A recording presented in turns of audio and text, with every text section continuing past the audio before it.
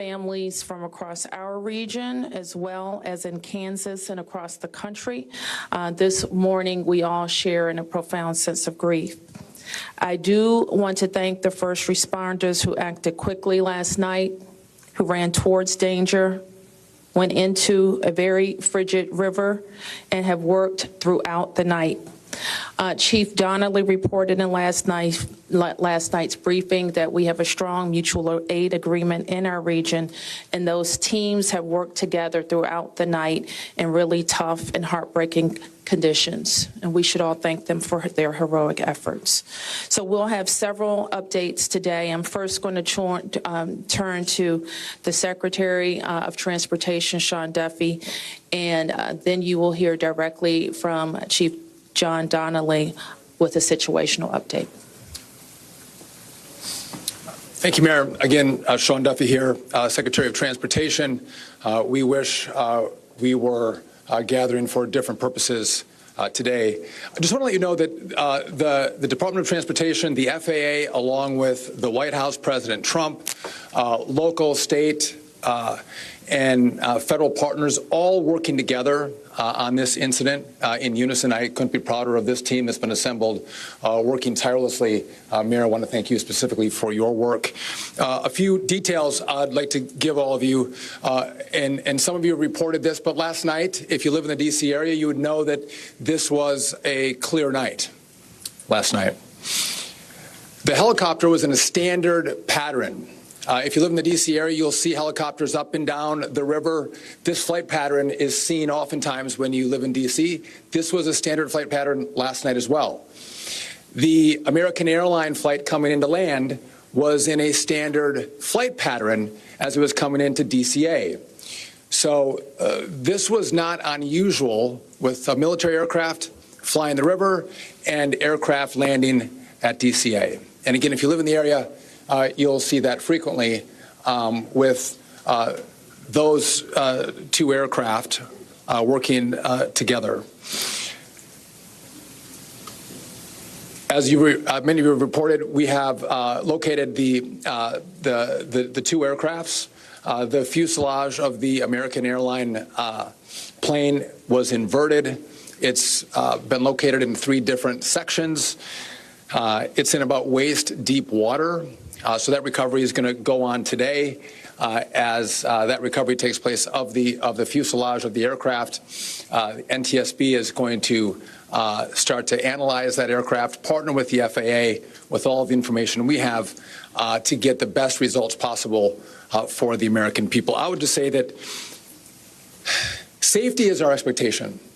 Everyone who flies in American skies expects that we fly safely, that when you depart an airport, you get to your destination. That didn't happen last night.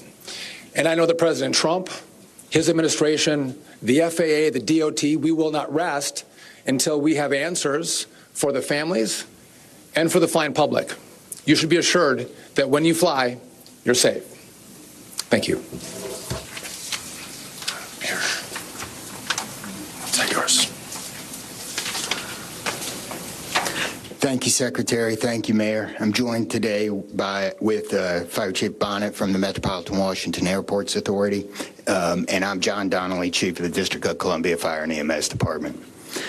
Last night at 8:48, the control tower sounded an alert, which alerts responders to respond to a report of an aircraft crash on or near the airport. That sets off an immediate response from the Airport Authority Fire Department, from the District of Columbia and Metropolitan Harbor Patrol fire boats and other fire boats on the river in order to support that type of operation.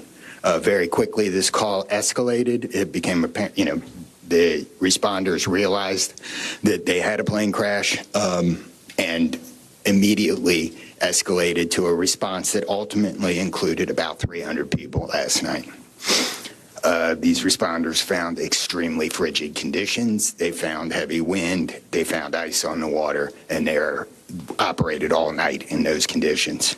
I'd like to take a moment to acknowledge the agencies that responded in addition to DC Fire and EMS and the Metropolitan Washington Airports Authority, Montgomery County Fire Department, the Prince George's County Fire Department, the Charles County Fire Department, the Baltimore County Police Department, the Anne Arundel County Fire Department, the Alexandria Fire Department, the Arlington County Fire Department, the Fairfax Fire Department, the Prince William Fire Department, the Baltimore City Police Department, the Maryland State Police, the Maryland Natural Resources Police, the Department of Defense, the Joint Base in Bowling Fire Department, and the staff there, the U.S. Army, the U.S. Coast Guard, the United States Park Police, the Metropolitan Police Department, the FBI, and the NTSB.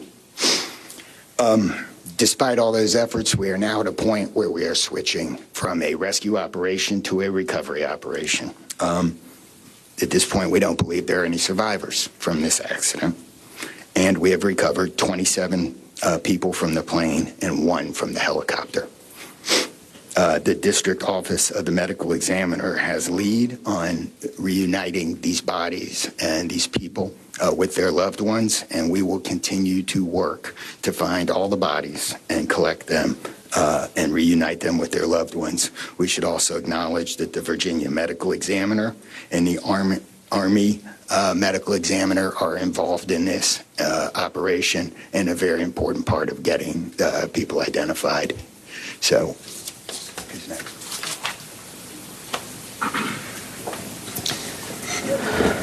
Our hearts are certainly with all of the crew in American Airlines, and we'll hear from CEO Isom. Thank you, Mayor. Good morning. I'm Robert Isom, the CEO of American Airlines. I want to express my sincere condolences for the accident that happened at DCA last night.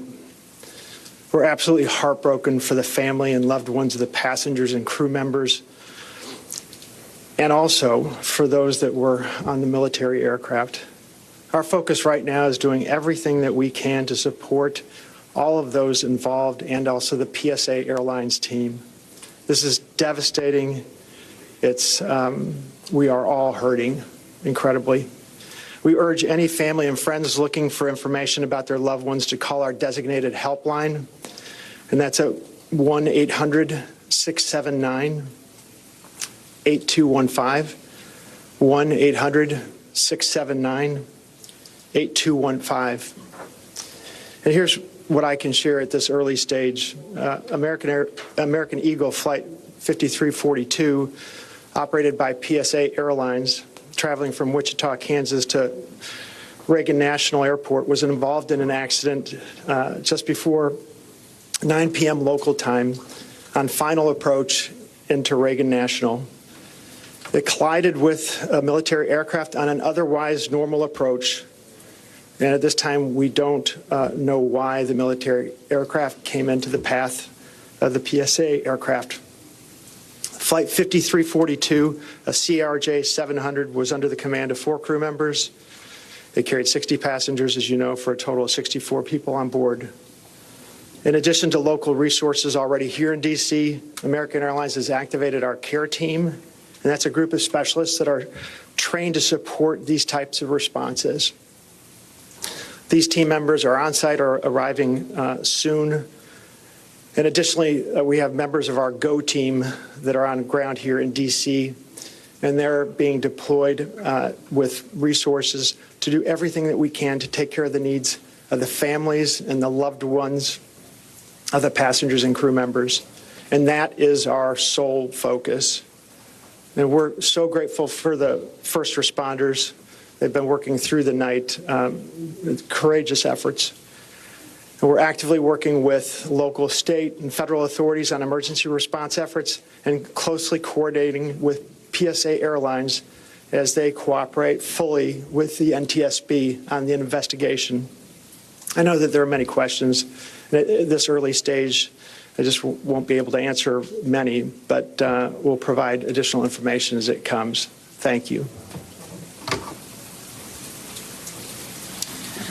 I want to introduce the Metropolitan Washington Airports Authority CEO, Jack Potter. The authority manages Reagan Washington National and Dulles International. Good morning, and thank you, Mayor. First, let me begin by expressing our condolences for all the victims of this flight and for their families.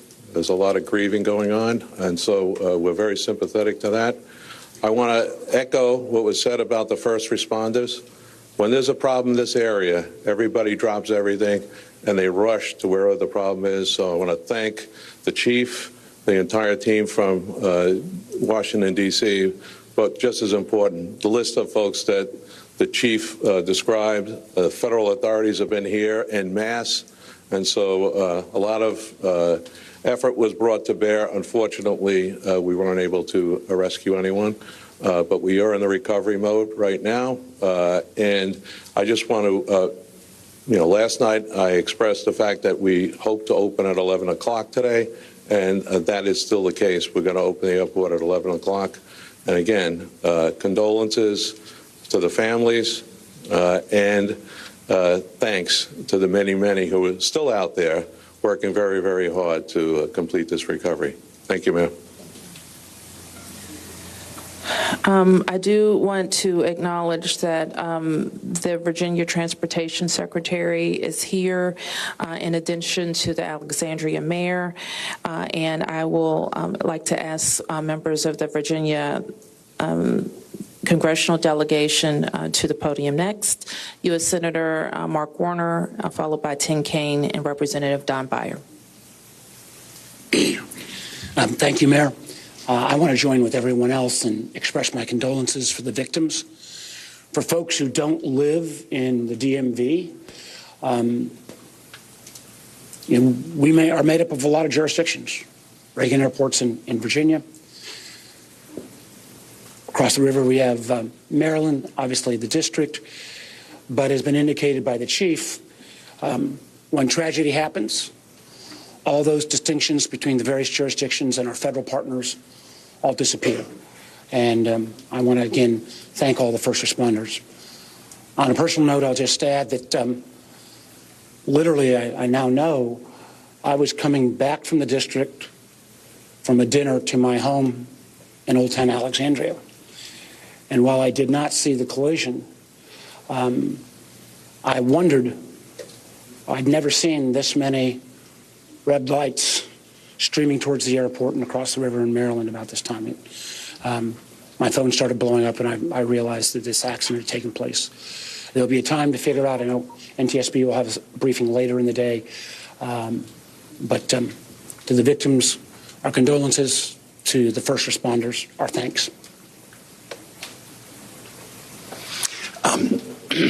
Sorrow, thanks, and questions. So sorrow, as all have expressed, to the crew, to the passengers, to the soldiers, to their families, to their friends, to their loved ones, to people who are still trying to get information and unsure whether their loved ones have been lost. We offer our profound condolences to them and our sorrow for this tragedy. Thanks. I'll echo, Mayor, what you began with. When you see a challenge like this and you see people from so many different agencies, local, state, federal, with different uniforms, different badges, but working in such a coordinated way, even in the midst of a tragedy, it does give you a sense of appreciation and pride in people's willingness to come to the danger and work together. And I started to see that as a local official 30 years ago in Richmond, and definitely have seen it here. And then finally, questions. There are going to be a lot of questions, obviously, a lot of questions. And that's what the NTSB's job is to be an independent investigator of incidents like this. And they are here. We were in dialogue with them earlier today. They've been here since they got the alert, and they will be doing the work and playing lead in answering the many questions that we have, and that's as it should be. It's not a time to speculate. It's a time to investigate and get answers to the questions we need, and I have confidence that will be done. Thank you. Following up on the Senator, I think grief, thanks, and service, with millions and millions of Americans traveling every year, we are all grieving, knowing that it could have been our loved ones, it could have been us. And our hearts go out to all those who have lost folks. In a most partisan place, also, I'm really thankful that Democrats and Republicans, people from all over, have come together to try to make sure that people are served. As a local representative, I want the families to know that our office is available to serve you in any way we possibly can through this time of grief and transition and loss. And then also just note that we're deeply grateful for the people who risked their lives last night on a moment's notice and spent the whole night on the river in the ice and the wind, serving us. And then finally, as Senator Warner noted, after the NTSB investigation, we've got to make sure that at the federal level and with the support of Virginia, Maryland, D.C., we're doing everything we can to make sure this does not happen again.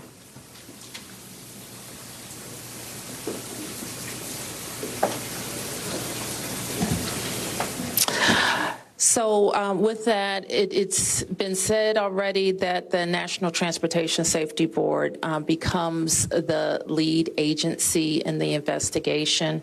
Our jurisdiction in D.C., where the crash occurred over the river, concludes as we, in the leadership role of the Unified Command, as we shift to a recovery effort. We expect the National Transportation Safety Board to provide briefings to the press later in the day.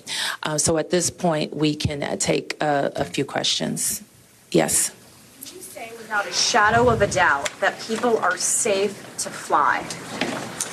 What we can talk about today is what happened here with the collision of these vehicles.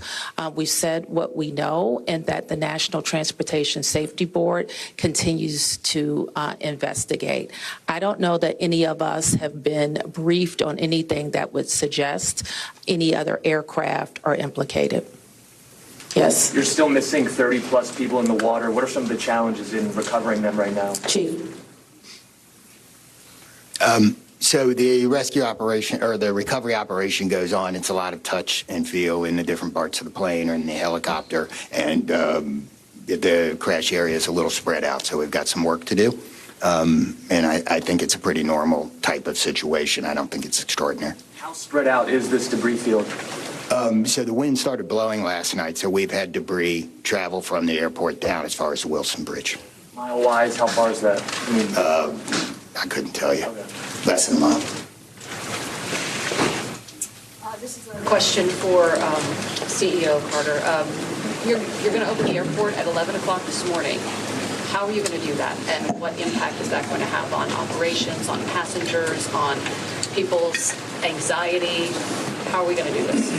Well, we're going to open the airport at 11 o'clock. It's safe. We've worked with all the federal agencies, FAA, and, it's been determined that we can open that airport safely. The recovery effort that's on our property is on the waterfront. Our primary runway, 119, will be open. It's away from any activity. We're going to have a secure area around that. So all are comfortable that we can get back to operations. Now, each airline will announce or communicate to their passengers what their operations are going to be. Obviously, their networks were disrupted overnight, and so we might have a slow recovery, but the bottom line is we will begin to have aircraft moving in and out of this airport at 11 o'clock. Okay, so 1, 2, 3. Has the flight recorder been recovered, the black box now? I don't think we can say anything about what's in TSB's purview. You mentioned the airport opens 3 hours from now. There's a lot of helicopter traffic from the military, U.S. Park Police, and all that. Will helicopters be flying right through here as well, beyond the recovery efforts? I don't know the answer to that. Jack, do you have anything to add? We don't have anything to add about that. Yes. This is for Secretary Duffy. Can you reassure Americans that the U.S. still has the safest airspace in the world? So the question is, can I guarantee the American flying public that the United States has the most safe and secure airspace in the world? And the answer to that is absolutely, yes, we do. We have early indicators of what happened here, and I will tell you with complete confidence, we have the safest airspace in the world. What's next? When it comes to informing these families who tragically lost their loved ones, what does that look like so far? Have any of them been informed? The flight manifest, is there any details you can provide on that front? Can you add anything? All I can say is that we have published the 1-800 number. We have family assistance centers set up here in DCA. We do in Wichita as well. I'm not at liberty to give the number of families that have been that have used those services, but we are making that use. We have over 100 team members that are either here or on their way that are specially trained to work with family members, handle travel arrangements, hotel arrangements, incidentals, to make sure that we're taking care of people in any way that they can, as you know, as our teams are hurting and suffering, and as our passengers and their families need assistance. We're doing everything we can. I don't have any more information on that right now. Mayor, you're next. Chief Donnelly, can I ask you to describe the next phase of the investigation? How confident are you that you'll be able to recover all 67 of these bodies? And can you speak to some of the debris that's also being pulled out of the river? We understand there are some suitcases, some other things that have been pulled out from the river. And I would like to ask anyone here, perhaps the Transportation Secretary or Mr. Isom, if we know anything about these victims, age ranges, nationalities, anything of that nature. So the next phase of this operation is going to be led by the NTSB. All of us are working together, though, to search the area and to find the victims. I'm confident that we will do that, and that will take us a little bit of time, though. It may involve some more equipment. As far as the things being collected, I don't have personal knowledge. I know that we have been collecting debris that you would expect to see from a plane. Anything about the victims? So the question is about the victims. The NTSB is going to lead that portion of the contact with the victims. I believe American is going to be involved with that as well, and so will the FAA and the Department of Transportation. Secretary Duffy, we're going to take some questions over here. 1, 2, 3, 4. First, Secretary Duffy, the flight path that the helicopter was on, is that a common flight path, and is it normal for helicopters to get clearance to cut across busy approach paths? So I don't know if you all could hear the question. It's a question about the flight path of the helicopter. I don't want to go into too much detail about the information we have from the FAA, but obviously it is not standard to have aircraft collide. I want to be clear on that. But prior to the collision, the flight paths that were being flown from the military and from American, that was not unusual for what happens in the D.C. airspace. And as this investigation moves forward, we will be able to provide more information to you about the details of that statement. I wanted to follow up on that question regarding the flight path, because you said it's standard. So can you speak to the conversations with air traffic control? Were there blind spots here? I don't know if you can explain. So the question is, were there blind spots with air traffic control? I don't want to make statements about that. I don't lead into that answer. But again, I think whether it was air traffic control, whether it was military aircraft, helicopters, or the American flight, everything was standard in the lead up to the crash. Now, obviously, something happened here. You'll get more information and more details as this investigation moves forward. We'll learn what happened. But again, those who live in the D.C. area, we see military helicopters fly up and down the river. It's a standard path that they fly. They're used to aircraft landing at DCA, and there's a procedure in place because this happens every day. Something went wrong here. I look forward to the time and point when we can give you that information, but I don't want to comment on that right now.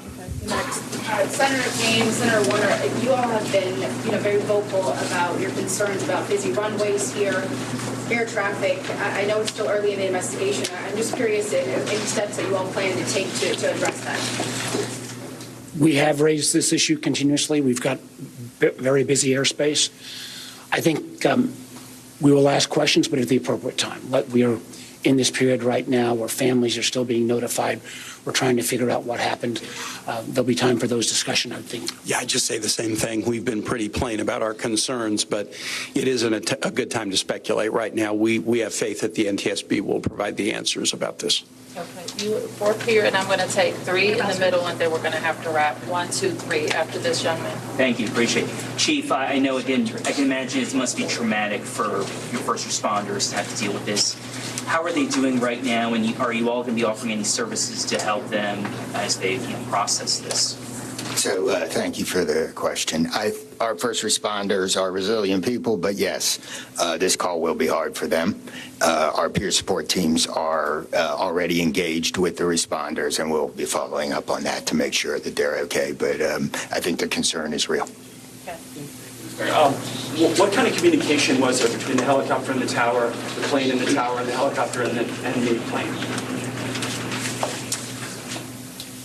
I don't want to say too much on the communication between the helicopter and the tower and the airline and the tower, but I will say this: there was communication.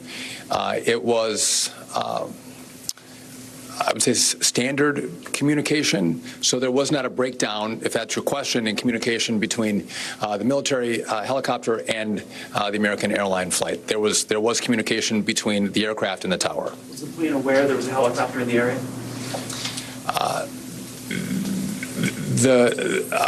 I would say the helicopter was aware that there was a plane in the area. You mentioned that, so the president, you said yesterday that you called into the briefing room. Has he returned to the briefing room since then? Have you spoken? Also a question about the National Security Advisor, Mike Waltz. He's saying that there was 30 bodies that have been recovered. That he just said that in the White House. I'm curious, I know you're in this presser right now, so that's hard for you to update, but I do have the question on CODIS in the briefing room. I can get the body. So in terms of body recovery, as we recover bodies, we have a process, and we're not counting any bodies until they're in the possession of the medical director. So there may be some fluctuating in numbers that other people would report, but our numbers from the medical examiner. So just in regard to the president in the briefing room, I've been with this team for the last hour plus as we've worked through the details of the information we wanted to give you. But it is my understanding that either this morning he was going to be in the situation room, or the situation room is obviously briefing the president. He has been kept in full appraisal of what is taking place. Okay, last two. You ma'am. First. You mentioned that the aircraft are on a standard flight pattern. Just curious, when the airport opens at 11 today, will planes be on that flight pattern again, or are they being directed to fly a different way to land?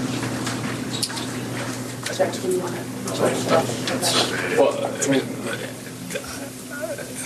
safety is paramount. And I don't have that information quite yet from the FAA, so I don't want to provide an information I don't want to provide an answer or inaccurate information on what routes will be flown out of DCA. Last one. Two questions really quickly. What do you know about the experience and history of the pilots of both the American Airlines plane and the Army Black Hawk helicopter? And then for Secretary Duffy, last night the president had said that this could have been prevented and questioned why air traffic control didn't tell a helicopter what to do. Is that something that investigators have determined should have happened in this situation? We can quickly, Secretary.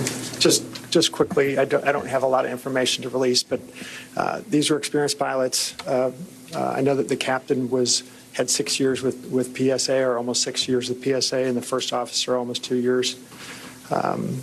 Again, standard approach, and that's about all I can say. Thank you.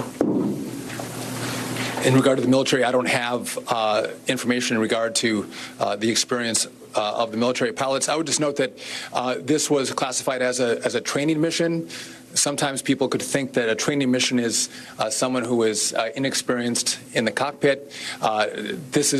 We call these missions that are flown in the D.C. area, as our pilots are getting hours in experience, training missions. So don't read into that we had how many hours the pilots on the military aircraft had. And you had another question for me that was. Last Last night, the president had said that this could be prevented, and also that air traffic control, questioning why they may not have communicated with the helicopter, telling them what to do.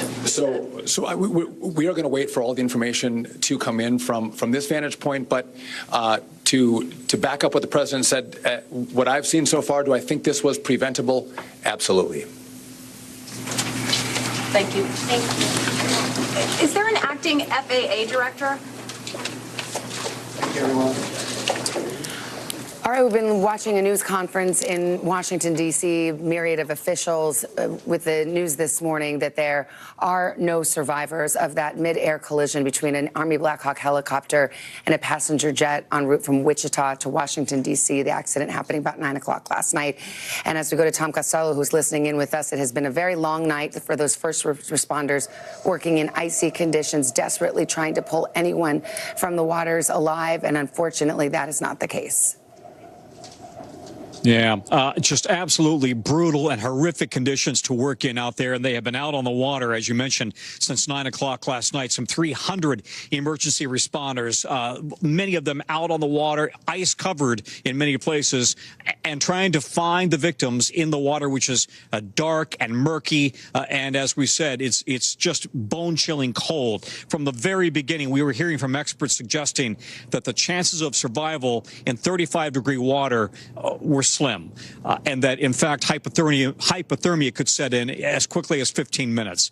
So this was, as the night progressed, it became more and more apparent that this was going to be just an awful tragedy with no survivors. The question, I think, from the DOT secretary, or his comments, I should say, suggesting that he absolutely is convinced that this could have been prevented, that's something that we should take note of. And in addition, we now know that air traffic control was, in fact, in touch with that helicopter pilot and with the pilot of the regional jet, and that helicopter pilot had been told to be behind the regional jet, to turn and keep that regional jet in his eyesight. So it's really kind of perplexing to understand how it's possible that if they did have visual contact with each other, that the helicopter, would apparently slam into the back of that plane. Tom Costello for us there. Tom, thank you again at this hour. 28 bodies have been recovered, one from the chopper, 27 from that commercial plane. We're going to have much more ahead on today. So nothing about survivors, which is that was like that rumor that was going on last night. There was people, tweeting about it. I think there was some confusion about when they said 4 were pulled out. I think it was 4 bodies, not like 4 people that were alive at the time. I think that's where the confusion kind of started. But good morning, guys. How you doing? I'm tired from last night because we were up late.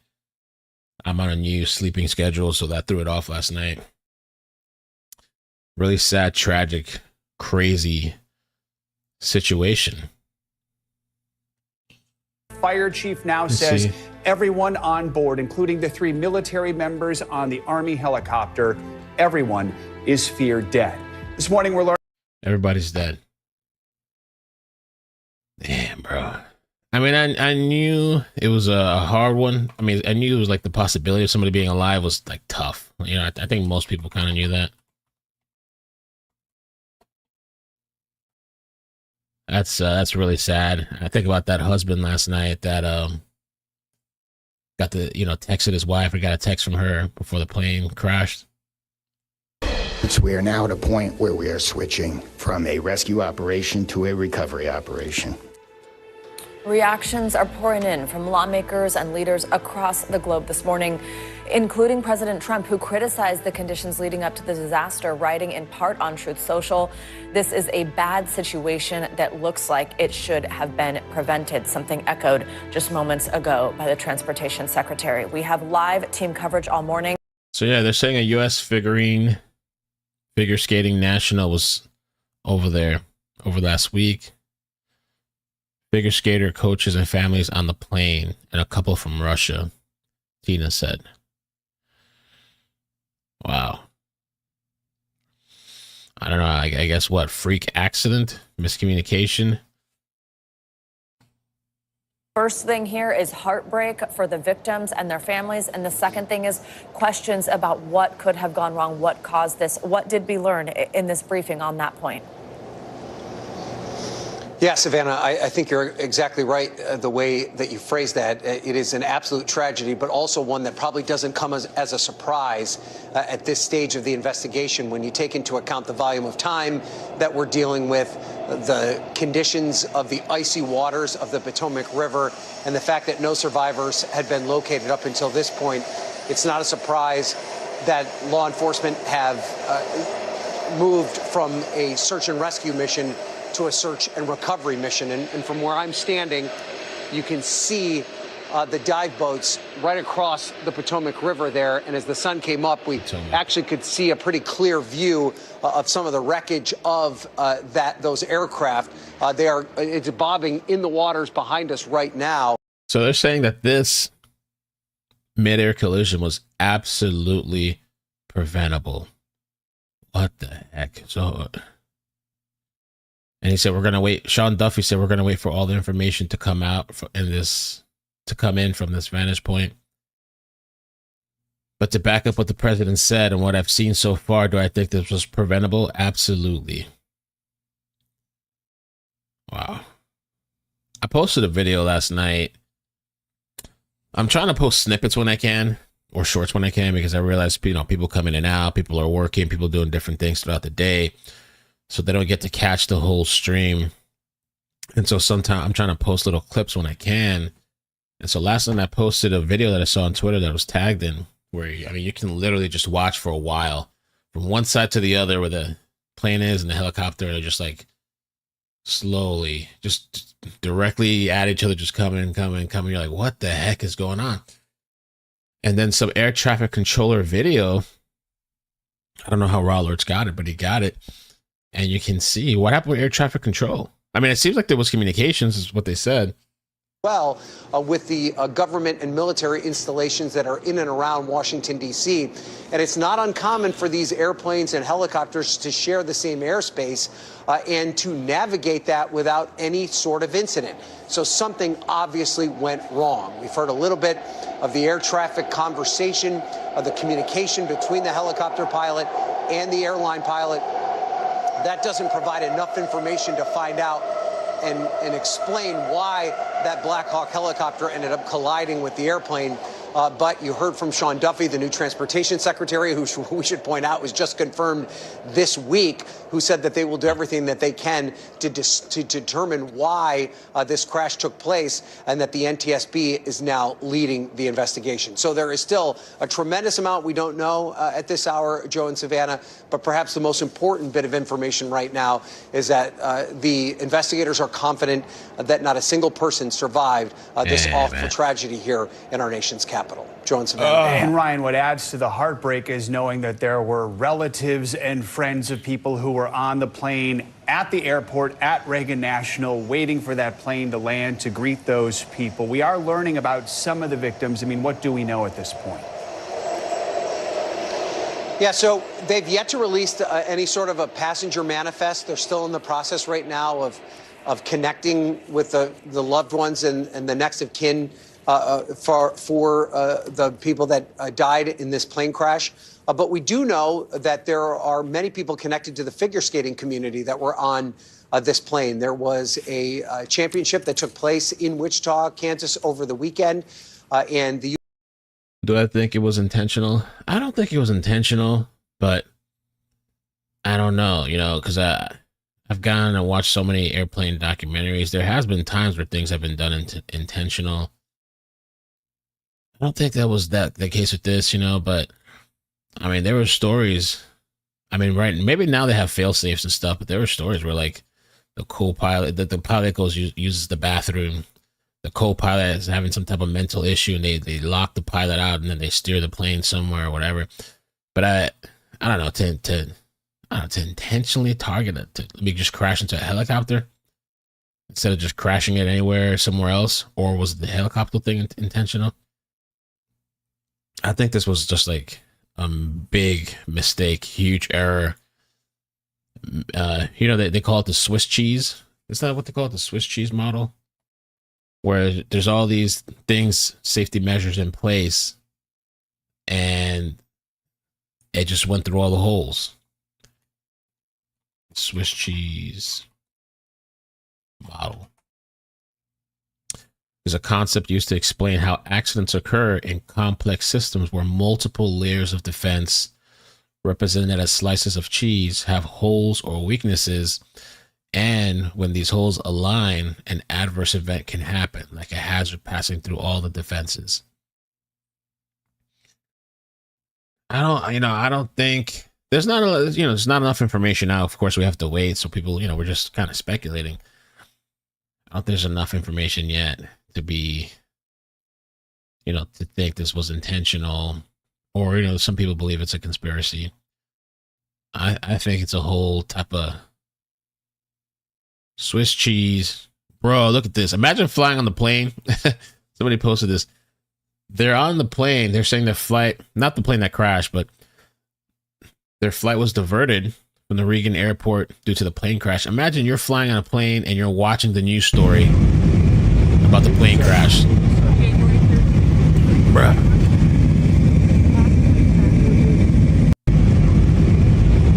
Man, anxiety would be through the roof. I was like, we gotta. And honestly, I would think too, when I'm on a flight and we're about to land, that's when I'm like, oh man, thank God. It's like some type of relief. We're lowering, the plane's coming down. We made it, even though we haven't landed.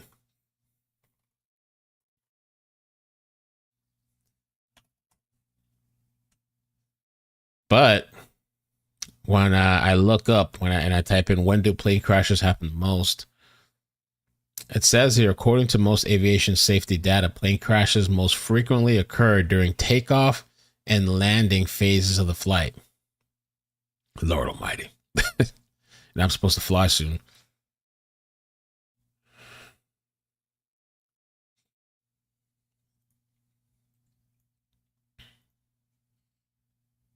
Understanding of where that aircraft is. However, at DCA, at that low altitude, on a very clear night, there are a tremendous amount of lights. You have an approach lighting system that's flashing and directing the pilot towards the runway. You have blinking lights. You have a aircraft landing spotlight on air traffic control that spins around white and green, letting pilots know that that's the correct airport to land at. You have background lights in Washington, D.C., and both aircraft are flying at reasonably fast speeds, even for landing. The CRJ likely about 140, 150 miles an hour, and that close to the ground, there's very little time to be looking around, particularly when you're initially approaching runway 1, and then you're asked to switch direction and go to runway 33, which would require the pilots at low altitude to make a dog-leg right-hand turn and then a left-hand turn to line up with runway 33. So they're very, very busy at managing that aircraft. The collision control system, which alerts pilots to the direction and altitude of a flight and will also tell pilots what evasive action to take, is not as active under 1,000 feet. It may alert the pilot that there's an aircraft in the vicinity. The pilots would then have to distract themselves from landing, look at that collision alert screen to see the position of the aircraft. Now, we're talking seconds before landing at that high speed. So to do all that is making it very, very difficult. The helicopter pilot, on the other hand, we don't know if they had a TCAS system, a collision alert system. So, and we should note, we know this helicopter was in a training mission, right? It's in a training mission. That does not mean that the pilot's inexperienced. All pilots go through training frequently, even if they have 20, 30 years of flying. If we could, control room, pull up that map full, I have a question about what you're saying with runway 1 versus 33. So the runway 33, which is clearly noted right about in the center of your screen, that is where they were ultimately attempting to head to. Correct. Runway 1 is to the left of that? Correct. The longer runway right in front. The longer that you can see, really kind of the big line splitting almost the middle of your screen. So you're saying if the airplane was headed for runway 1, with little time to go, they have to make a right to then line up with that runway 33. And during that same time, you're suddenly getting a notification there's something else in the airspace near you. That's right. When we just heard Tom Costello say specifically, what we heard from the press conference, air traffic control was in touch with both of them. That's been confirmed. But this other note that the helicopter was told to go behind the jet. That would lead you to believe, okay, both are aware of each other. Where could there have been a breakdown in understanding or communication then, do you think? Or what could have led to confusion? Well, the pilots of the CRJ are focused on that landing. And when the helicopter was asked to go behind, it's the primary responsibility of that helicopter pilot to have the traffic in sight. Now, I believe the helicopter pilot, according to information currently received, had the aircraft, the CRJ, in sight. There was another jetliner taking off from runway 1 at the same time. Whether he confused the position of the aircraft, whether he lost the CRJ in all of the lighting systems of the airport, the flashing lights, the ground lights, is a big question mark. We may never know. One thing that was interesting is Secretary Duffy noted that the fuselage has been found. It is in waist-deep water. He said it was inverted. It was in 3 different sections. Anything you can take away from that? Yes. Well, the aircraft was hit in the back half of the fuselage. So the pilots of the CRJ would likely not have seen that helicopter approaching from that angle. But the pilot of the helicopter, which has very good visualization forward and to the sides, should have been able to see the CRJ landing. It appears that the military pilot did not perform to standard in this case, but the investigation's being performed. That's very preliminary opinion. We'll have to see what happened. For viewers who weren't with us earlier this morning, you're learning that before a tragedy like this happened, they were obviously aware that they were in the same airspace. And you've shared from your own personal experience, that is routine. You've even come close to one yourself, a military aircraft, while flying a plane and making a landing at this very airport. Explain for viewers who maybe find that hard to believe. Wow, it would be normal to be just within hundreds, less than 100 maybe feet, 2 aircraft going at such a velocity, but that is typically the case in this particular airspace. Yes, there are landing patterns for those 2 runways, and there are transition patterns for the helicopters to fly with clearance from air traffic control. They had the clearance, likely following the correct flight path. They must have lost visualization of the CRJ. Bottom line, you've flown into DCA many times. Complex, is that a good way to describe the airspace there? It's a very busy airport with complex approach systems and pathways. For runway 33, for example, you have to make 3 turns within 10 miles, traveling at 150 or so miles per hour. It doesn't take long to transit. It requires a lot of attention. Runway 1 is a direct approach straight into runway 1. But to make that dog leg a change of direction at the last moment to line up with runway 33 requires the CRJ's full attention of the crew. So the helicopter pilot flying straight and level and transitioning that airspace really, in my view, had a greater responsibility to maintain separation. So I don't know. It seems like maybe the responsibility, falls on the chopper, possibly. It's still early, still early in the whole thing, the investigation. But the helicopter would have had better visuals. And the TCAS system, which we've talked about multiple times last night, and multiple experienced people have talked about it. The airplane definitely had one. Don't know if the helicopter had one, but the TCAS system, this person says, doesn't work that well, or is not as active under 1,000 feet. And they were under 1,000 feet. That's that detection thing where you're in a head-on collision with some other aircraft. The system warns you, and it says, I forgot what it says. Maybe somebody, well, I played it last night, and it tells you go up, go down, whatever, to avoid this crash. But they're at a low altitude, flying fast, and I don't know if it went off or not. And if it did go off, they wouldn't have that much time to react. And because of how complex this airport is, how busy it is to land at, who knows if they even really, I don't know if they had tunnel vision where they even, I guess that black box is going to tell a lot from both the chopper and the airplane.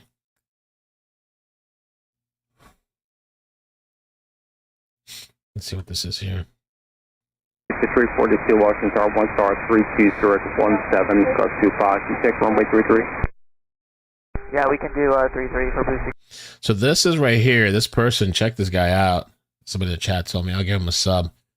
This person's channel is, what's the person's channel?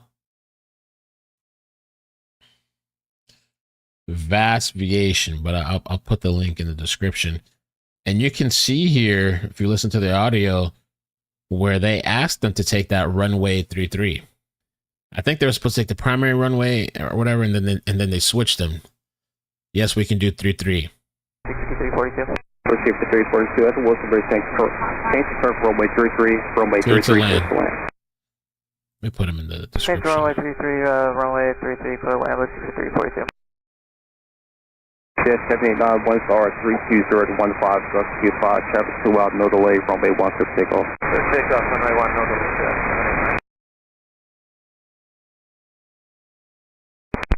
Washington American 3130 with you, runway 1. American 3130, Washington Tower, 1 star, 310 to 14, Gus 25, runway 16 land, traffic may depart prior to arrival. Okay, clear land, runway 1, American 3130. And you can see right here. So this is the Pat 25. That's the helicopter.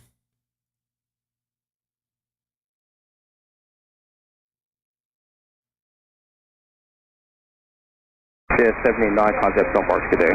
Okay. American 3130, slow the funnel. Slow, American 3130. Pat 25, traffic just south of Wilson Bridge is here at 1,200 feet, start runway 33. American 16. Visual separation, as we covered that last night too. American 1630 tower, runway 1, lot boy, traffic through outside runway 33, dispatch 16 off funnel. Runway 1. Whiskey 5307, keep rolling out to November. And so you can see here, okay, so the Pat 25, this is the helicopter, and then this JIA is the plane that crashed. First time 47 today. American 1630 1 star 320 to 14, Gus 25, traffic 2 mile up base runway 33, no delay, runway 16 for immediate takeoff. Number 1, clear for takeoff, American 1630. That's crazy, dude. It's almost like they turned into each other. Pat, Pat, do you have CRJ in sight? The helicopter, they're talking to them. 25, yeah, CRJ in sight. Pat 25, pass behind this CRJ. Pat, pass behind CRJ. So this is what they were talking about in the news. They told the helicopter to pass behind the airliner. Just weird. I don't know. Weird communication too, I think. Visual separation approved. But they're just heading into each other the whole time. American 472, Washington, 1 star, 320 17. That's it. And then they're off the radar. That's horrible, Did you see man. that? 472. American Did you see that? 3130, go around, turn left end 250, climb maintain 3000. Okay, left heading 350, 3000, American 3130. Tower, Blue Streak, 5347 is on final. Request runway 33, circle to 33. Second heading for American 3130. American 3130, go around, turn left end 270, climb maintain 3000. 270 on the heading, 3000, American 30. That's horrible, man. Let me move forward a little bit. So yeah, check this guy out. I like watching aviation channels. I subscribe. I actually like watching a lot of the aircraft, ATC channels, stuff like that. So check out this guy. I put him in the description. But this is really Flight 3000 heading, go around 3000, Blue Streak 5347. American 3130, contact approach, and shoot standby. Crash, crash, crash. This is alert 3. Crash, crash, crash. This is alert 3. Crash, crash, crash. This is alert 3. Oh, shit. Approach into runway 33. Approach into runway 33. Helicopter crash. Helicopter. PSC copies.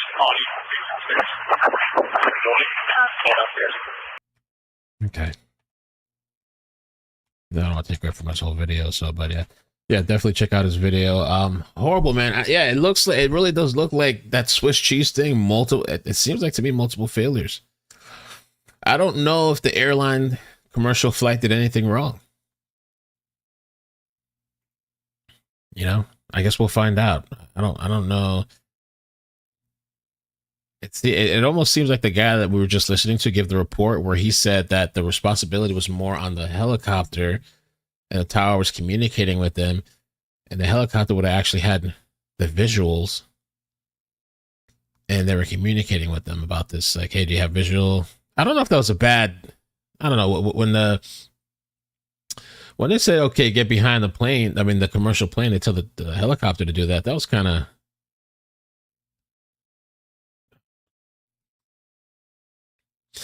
I'm very curious. I don't know if they'll release the black box. NTSB, they'll sometimes do that. I don't know. So those investigations sometimes take a really long time. I don't know if they'll speed it up because of, the attention that the story has. Maybe we'll get it faster. Sometimes those things take a while. But everything's right there as far as like the aircraft, the black box, everything's right there in the vicinity. It's not like they have to search deep into the ocean, because sometimes that's the case. They have to search in the ocean. Sometimes there's like massive damage to the black box, It seems like they'll be able to recover everything there.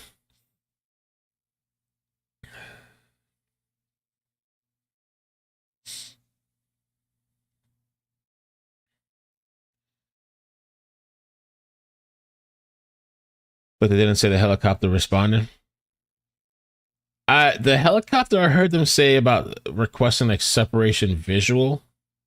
I didn't hear a response as far as like after they said get behind the plane. I didn't hear them say, like the chopper, say anything else after that. And just because they were training doesn't mean, because I'm sure they had a competent person pilot on there with the person that was training, or a training mission. I don't know. What a horrible, horrible situation, man. I hope they get down to the truth, to the bottom of it, because that airport is like a hazard.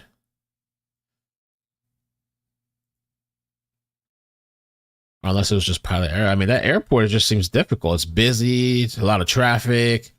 It's right by the White House. You have all these, this river with the helicopters flying there. You got these runways that are kind of difficult to fly into, or tedious. It takes a lot of attention. They said to make it to that turn, I think you said you got to do 3 turns within 10 minutes at 150 miles an hour. But as far as new passengers looking to catch their flights, we have not seen that just yet. All right, guys, I have to head out for now. Because I have a couple things I'm obligated to, but I'll be available early afternoon. So for the next press conference, depending on what time it is. I'll jump on and I'll update. Prayers to the families, condolences. I mean, just such a, large number of people to die all at once for something they say is preventable, and they say, the saying, they say, I forgot the term, safety in blood. A lot of these safety regulations were made in blood, like by people dying, and that's how they improved. I forgot the saying, how it goes, but horrible, man. Really, really horrible.